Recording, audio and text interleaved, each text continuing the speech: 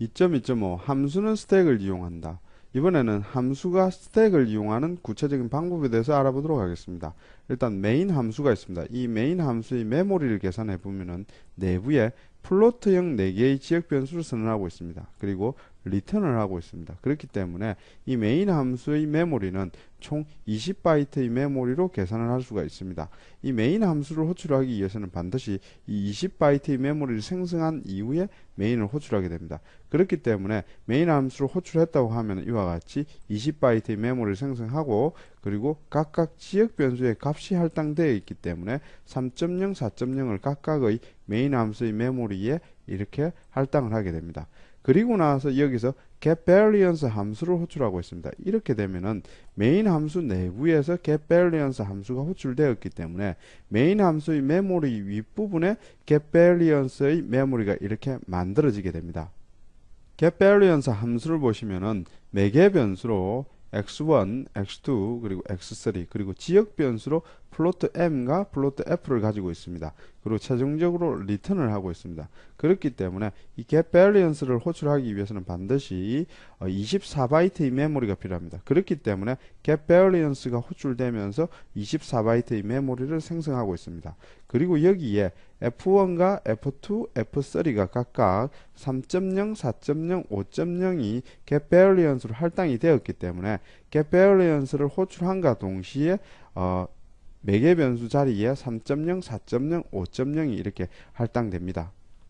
다시 getVariance 내부에서 이와 같이 getMin이라는 함수가 호출되었습니다. 그렇기 때문에 이 getVariance 윗부분에 getMin에 해당하는 함수의 메모리를 먼저 생성한 이후에 작업이 이루어져야 됩니다. 그래서 getMin에 해당하는 메모리를 생성하고 getMin의 함수를 호출하겠죠. 그 다음에 getMin을 보시면 getMin에서는 3개의 매개 변수를 가지고 있습니다.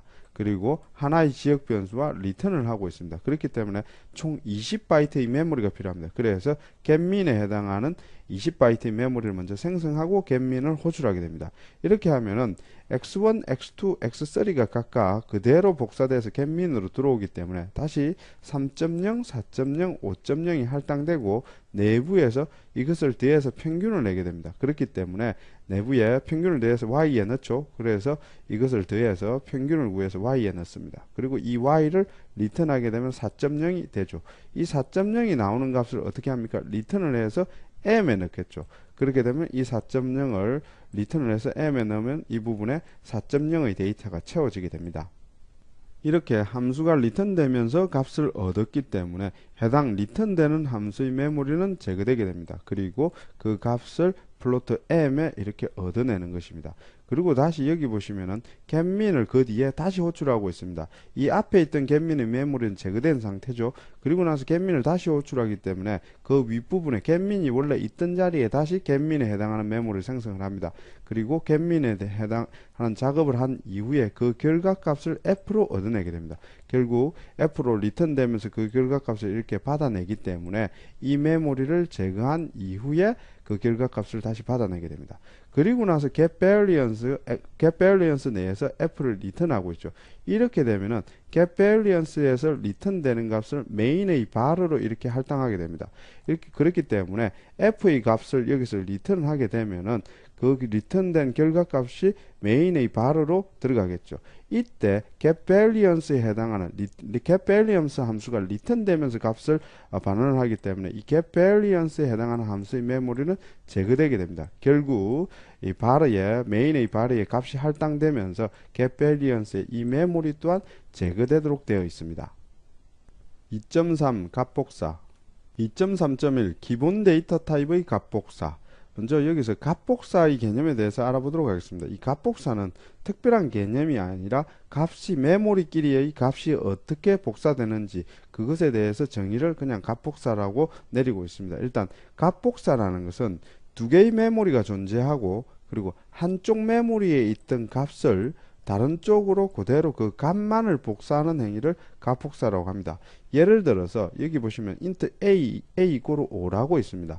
여기 보시면 int a 이꼬르 5라고 해서 5의 값이 a의 메모리에 들어 있습니다. 그리고 int b라고 했기 때문에 메모리는 생성된 상태지만 값은 없는 상태입니다. 이 상태에서 b 이꼬르 a라고 하면은 B 이꼬르 A라 그러면 A에 있던 게 B로 할당이 됩니다. 그렇기 때문에 여기 보시면은 A에 있던 게 그대로 B로 할당이 되는데 여기서 이 값 5라는 값을 빼와서 B의 메모리로 그대로 복제를 하는 것이 바로 값복사입니다. 그래서 결국 B에는 5의 값이 즉 A에 있는 값을 그대로 비트들의 값을 그대로 복사해서 B로 복사하는 행위를 값복사라고 정의를 내리고 있습니다. 2.3.2 함수 호출에서의 값복사. 이번에는 함수가 호출되면서 발생하는 값복사에 대해서 알아보도록 하겠습니다. 먼저 함수를 보시면요. sum이라는 함수가 있습니다. sum이라는 함수는 매개 변수로 a와 b를 가지고 있으며 더해서 c에 넣고 그리고 이 c를 리턴하는 단순한 합을 구하는 함수입니다. 그리고 메인 함수를 보시면요. 메인 함수에서는 x와 y라는 두 개의 지역 변수의 3과 4의 데이터가 있고 이 x와 y를 이용해서 sum 함수를 호출하고 있습니다. 이 상태의 스택의 메모리 구조를 보도록 하겠습니다. 일단 메인의 메모리가 있어야 되겠죠. 메인의 메모리가 있고 그리고 메인 내에는 x와 y가 3과 4가 들어 있습니다. 그렇기 때문에 x에 3, y에 4를 이렇게 할당한 상태입니다. 이 상태에서 sum을 호출했죠. sum을 호출하면서 sum의 메모리를 먼저 만들어야 되겠죠. 그래서 sum의 메모리를 먼저 만들고 있습니다. sum은 int a, int b, int c, return까지 총 4개의 메모리입니다. 이 상태에서 x와 y가 int a와 b 자리에 이렇게 할당이 되었기 때문에 여기서 x는 int a 자리에 그리고 y는 int b 자리에 이렇게 각각 할당이 됩니다. 여기서 우리가 생각해 봐야 되는 것은 int a와 int b 그리고 int x와 int y가 누구의 메모리냐는 것입니다. 여기서 int x와 int y는 메인의 메모리입니다. 그리고 int a, b는 sum의 메모리입니다. 즉 int x에 있는 메모리 값 3이 sum의 메모리에 있는 int a로 그대로 값복사가 된 것입니다. 그리고 마찬가지로 int y가 그대로 int b로 그대로 값복사가 된 것입니다. 이와 같이 두 개의 함수가 있고 다른 함수를 호출할 때 값을 전달할 때 단순히 그 값을 복사를 해서 즉 값복사를 해서 전달하는 방식을 call by value 방식으로 합니다. 즉 여기 보시면은 int x와 int y의 값을 그대로 다른 메모리로 복사를 해주면서 이 sum이라는 함수를 호출했죠. 이렇게 호출하는 방식이 바로 call by value 방식으로 함수를 호출하는 것입니다. C 언어에서는 기본적으로 call by value만 존재합니다. call by point가 존재하는데 결국 포인트의 주소도 값복사에서 의해서 전달되기 때문에 C 언어에서는 기본적으로 call by value에서 함수가 호출된다고 생각하시면 됩니다. 결국 여기에 값복사의 예를 보시면은 x에 있는 값이 a로 그 다음 y에 있는 값이 b로 그리고 결국 sum의 결과가 z로 이렇게 복사가 되는 행위 자체가 하나의 값복사에 해당합니다. 그리고 실제 메모리에 값을 집어넣는 행위 자체가 하나의 값복사입니다. 그렇기 때문에 x 이꼬르 3이라고 했을 때 그리고 y 이꼬르 4라고 했을 때 c 이꼬르 a 플러스 b라고 했을 때 이것도 실제 값복사의 원리에 해당합니다. 2.3.3 구조체의 값복사. 이 값복사가 아무것도 아닌 것처럼 생각될 수가 있는데요. 이 구조체의 값복사를 보면은 값복사의 위력을 알 수가 있습니다. 먼저 기본 데이터 타입 앞에서 배운 기본 데이터 타입 값복사를 보시면요. A에 5가 들어있고 B를 선언하면서 A의 값을 B로 그대로 값복사를 했습니다. 이렇게 되면은 A와 B의 두 개의 메모리가 더 존재하면서 A에 있는 값 5를 빼와서 B의 메모리를 그대로 복제를 하게 됩니다.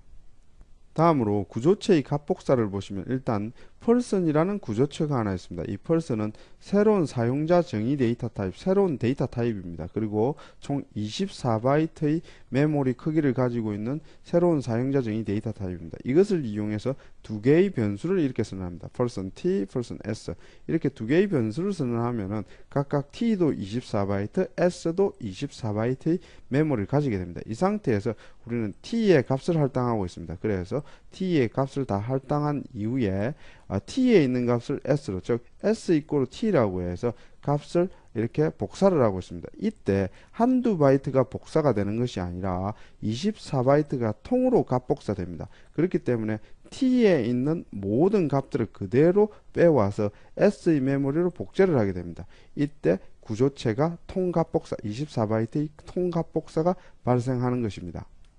결국 기본 데이터 타입과 구조체는 똑같이 값복사가 된다고 볼 수가 있습니다. 특히 구조체의 경우에는 구조체가 100바이트의 크기를 가지고 있다 하더라도 구조체 변수끼리 복제를 하게 되면은 100바이트가 그대로 통으로 값복사가 되는 것도 알아두시기 바랍니다. 그리고 기본 데이터 타입이든 그리고 구조체 데이터 타입이든 값복사를 하기 위해서는 기본적으로 동일한 데이터 타입끼리 값복사가 이루어져야 된다는 것도 알아두시기 바랍니다. 이것으로 2장을 마치도록 하겠습니다.